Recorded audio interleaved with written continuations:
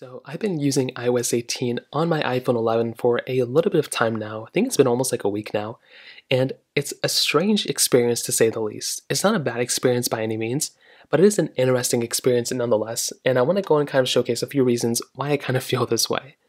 Now, number one, from a stability standpoint, it really hasn't been that bad.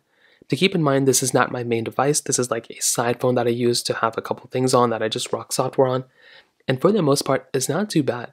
From a scrolling perspective, from a glitch perspective, it's not too terrible. I haven't had like too many glitches for the most part. And this is one of the oldest iPhones on iOS 18, which is actually pretty insane. So just that right there from that perspective, I'm actually very, very happy with the way this phone has held up from that side.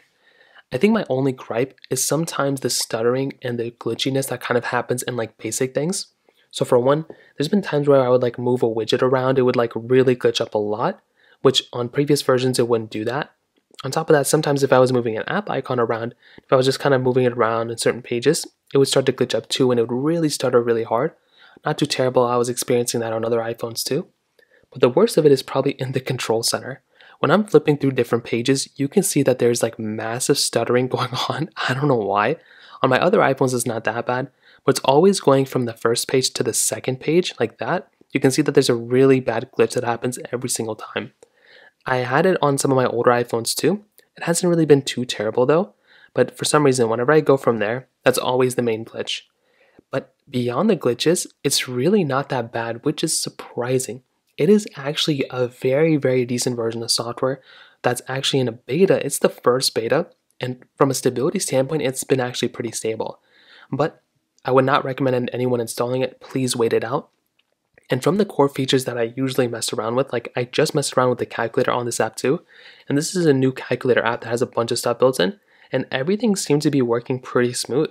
From all the new stuff, from all the cool little things, I'm actually surprised how good of a job Apple did with this thing. Because even on iOS 18, it's still doing a really, really good job. Now, I don't know why this just ended up happening, but you can see the keyboard didn't really pop up. So you're going to have glitches like that. If I tap again, as you can see, the keyboard is not here. So you're going to have random glitches like that, and that's why it's a little strange. Because when you have glitches like this, I mean, what are you going to do, right? You just have to pop back and you'll see the keyboard.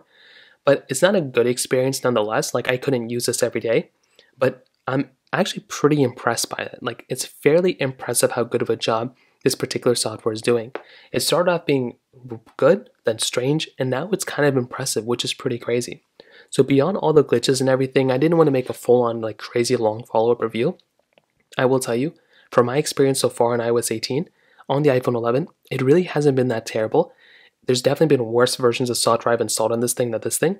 But with that being said, please don't install it. There's a long ways to go for Apple to fix this thing. But I'm kind of impressed to see how iOS 18 is going to mature on this version of software. So if you have any other thoughts or questions, let me know in the comment section below. Hit the like button, that helps me so much, but definitely hit that subscribe button.